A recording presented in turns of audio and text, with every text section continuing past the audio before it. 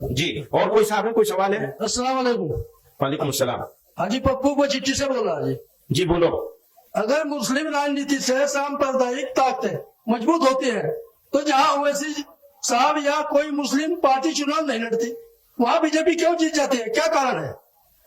جی اصل میں یہ سوال جو ہے وہ تھوڑا ٹیڑھا ہے اور تھوڑا لمبا ہے. اب اس کے اوپر اگر میں بات کروں گا تو لمبی بات ہوگی. نمبر 1. نمبر 2, آپ نے آدمی کا نام لے لیا. میری عادت ہے میں آدمی کا نام لیتا نہیں ہوں. اب سوال کرنے والے نام لے لیتے ہیں، میں جواب دوں گا تو کہیں گے جی تو ان کے خلاف بول رہے ہیں. ایک بات یاد رکھیے، خلاف میں اور اختلاف میں بہت فرق ہے. خلاف ہونا اچھی بات نہیں ہے، منفی بات ہے، نیگیٹو بات ہے. اختلاف کرنا حق ہے ہر انسان کا. ہم لوگ ایک جمعیت کے لوگ بیٹھے ہوئے ہیں یہاں، ہم آپس میں بھی اختلاف کر سکتے ہیں اور اس اختلاف کے نتیجے میں کئی مرتبہ اچھی باتیں نکل کے آ سکتی ہیں. لیکن اگر ہم ایک دوسرے کی مخالفت کرنے لگیں گے تو اچھی بات پیچھے رہ جائے گی، خراب بات آگے آ جائے گی. پہلی بات تو یہ سمجھ لیجئے، یعنی اختلاف ضرور ہونا چاہیے، مخالفت ہرگز نہیں ہونی چاہیے. میں نے اپنی زندگی میں کسی کی مخالفت نہیں کیا، اور اگر کی ہو اور آپ یاد دلائیں تو میں اس مخالفت کو واپس لینے کے لیے تیار ہوں. اختلاف بہت لوگوں سے کیا ہے، وہ اختلاف اصولوں پر ہوتا ہے،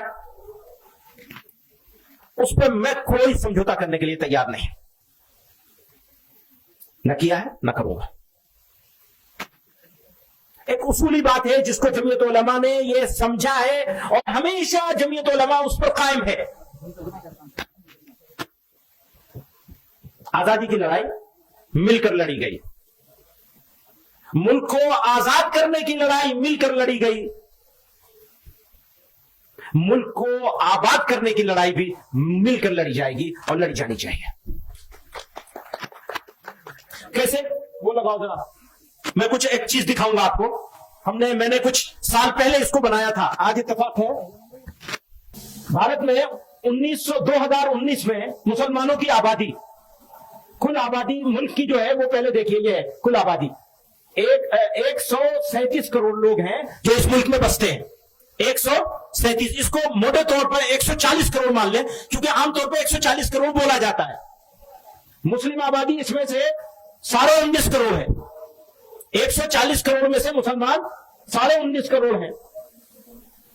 غیر مسلم ہے 117 کروڑ ہے نا، 117 کروڑ اور 50 لاکھ ہے نا، 117 کروڑ ہے. وہ دیجیے. تو غیر مسلم اس میں سے 117 کروڑ ہیں. اب آپ یہ دیکھیں گے کہ اس میں کتنے لوگ ہیں جو ہمارے دوست ہیں، کتنے ہیں جو ہمارے دشمن ہیں، مخالف ہیں. تو دوست اور دشمن نہ کہیں بلکہ وہ ایک تعبیر جو تھی وہ اس کو بدلنا تھا نا یہاں. اور کتنے ایسے ہیں جو خاموش ہیں، نہ دوست ہیں نہ دشمن ہیں. 3 طرح کے لوگ ہیں ملک میں بسنے والے لوگ. اگلے اس میں چلیے سلائیڈ میں. میرے حساب سے آج کی تاریخ میں جو ہم سے اتفاق نہیں رکھتے، سخت اختلاف رکھتے ہیں، وہ 30% ہیں.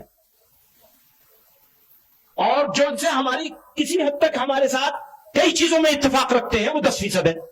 پولیٹیکل وجہ سے اور الگ الگ ریزن سے ہمارے ساتھ کاروبار کرتے ہیں، یا کچھ مذہبی معاملات ہیں جن کی وجہ سے، یعنی دیگر اقلیتوں ہونے کی وجہ سے یہ ہمارے 10% ہیں.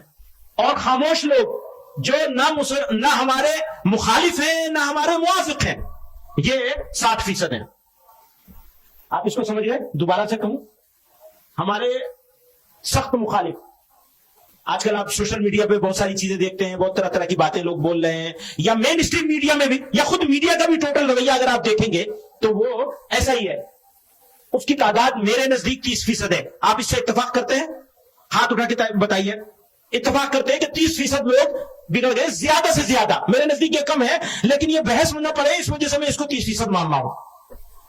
اور جو ہمارے ساتھ تعلق رکھتے ہیں کسی وجہ سے بھی، یہ زیادہ سے زیادہ کم سے کم 10% ہے.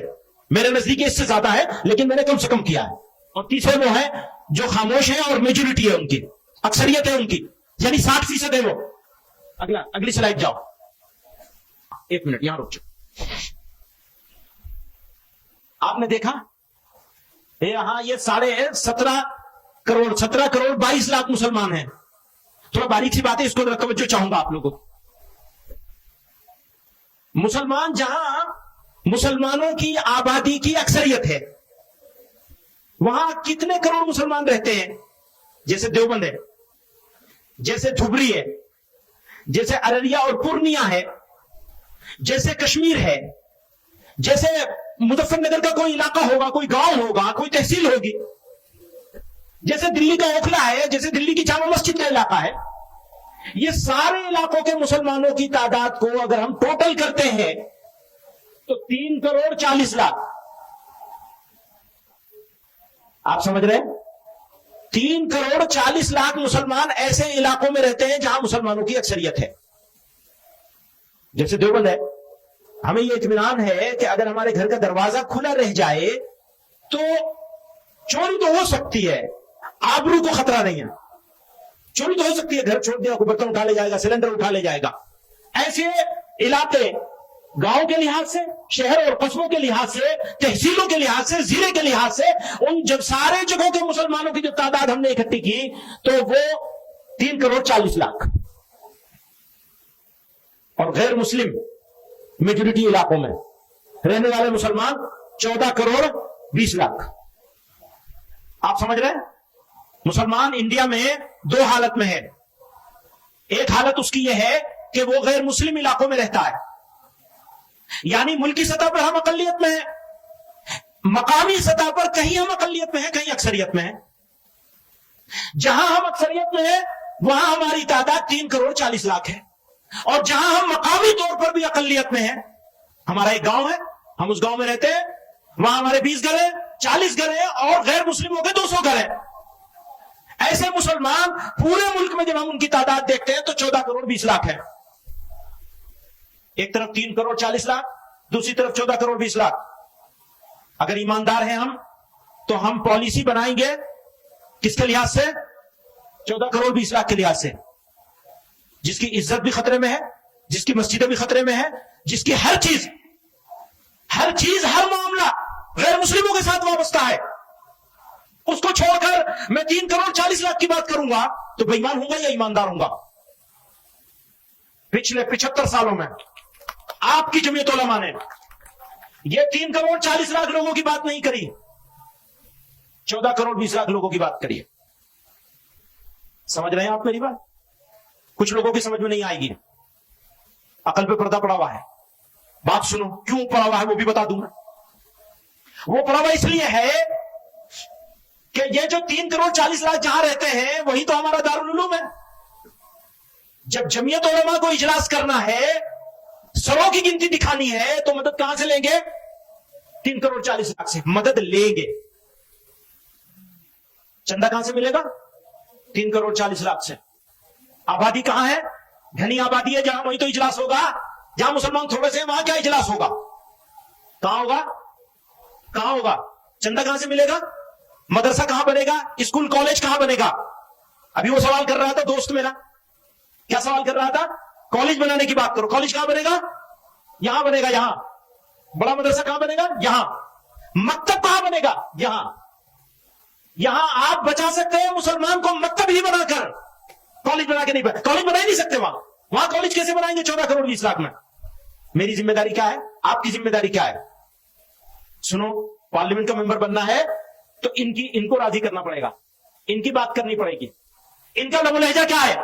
کیوں میں دیوبند میں رہتا ہوں تو میرے سامنے مسئلہ ہی نہیں ہے عزت آبرو کا, جان مال کا, کسی چیز کا کوئی مسئلہ نہیں ہے. میں جو چاہوں بول لوں, اینٹ کا جواب پتھر سے دے لوں.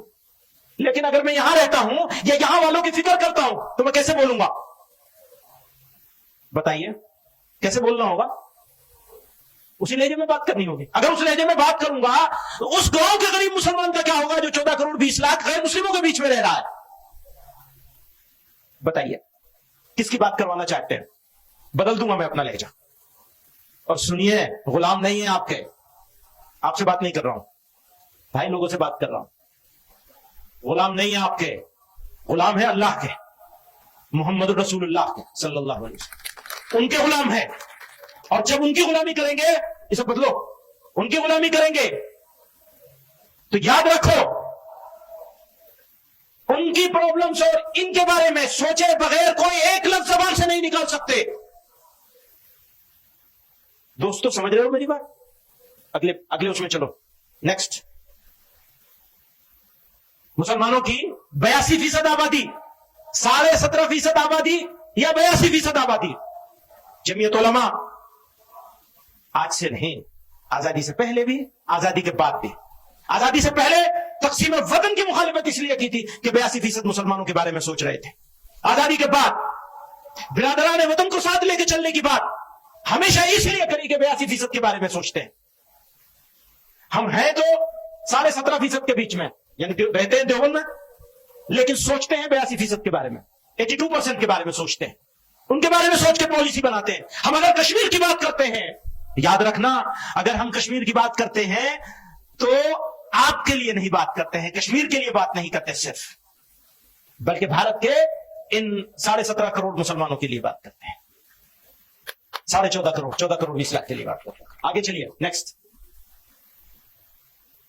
غیر مسلم اکثریتی علاقوں میں رہنے والے مسلمانوں کی پرابلمز، سچویشن اور ایشوز بالکل الگ ہیں.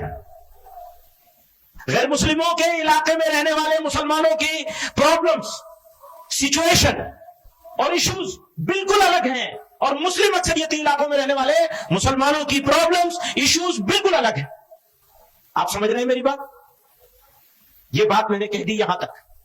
آپ حضرات میں سے کسی سمجھدار آدمی کے ذہن میں اس بارے میں سوال ہو تو اپنا نام لکھ کے بھیج دیں، میں اس سوال کا جواب بھی دوں گا اگر کوئی سوال آئے گا. نیکسٹ، مسلم اکثریتی علاقوں کے مسلمانوں کے سامنے اپنا ایمان، اپنی پہچان، عزت اور آبرو بچانے کا ایشو نہیں ہے.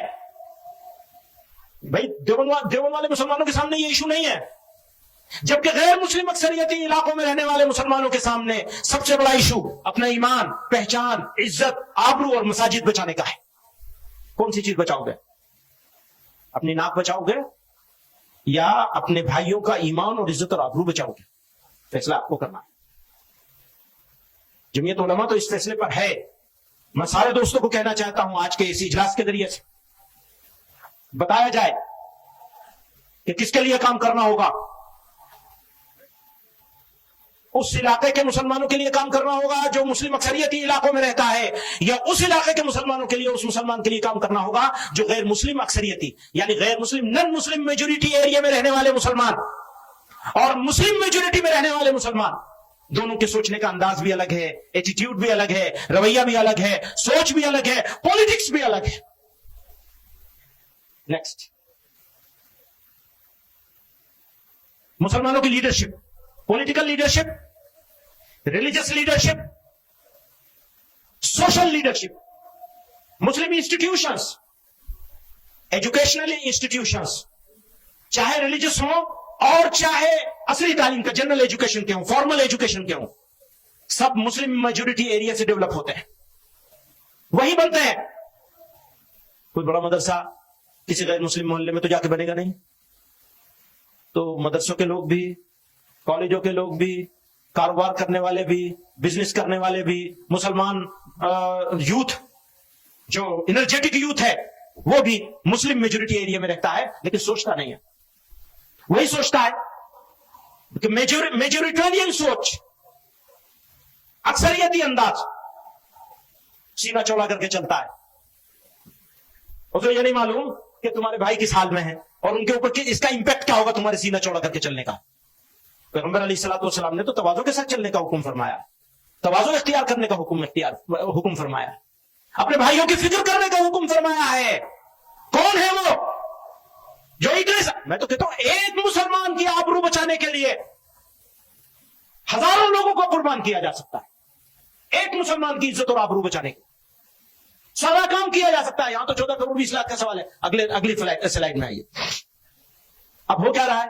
آزادی کے بعد سے اب تک ایسے لوگوں کو پسند کیا جاتا ہے جو بڑی بھڑکاؤ، بڑی زوردار، ہاں صاحب یہ ہے قائد. بھائی بولنے والے اور کرنے والے کا فرق تو سمجھ لو. کرنے والا بولتا نہیں ہے، بولے گا تو کر نہیں پائے گا، اور نہیں کرنے والے کو بولنے کا آسان طریقہ ہے. یہ تھوڑا الزامی جواب ہے.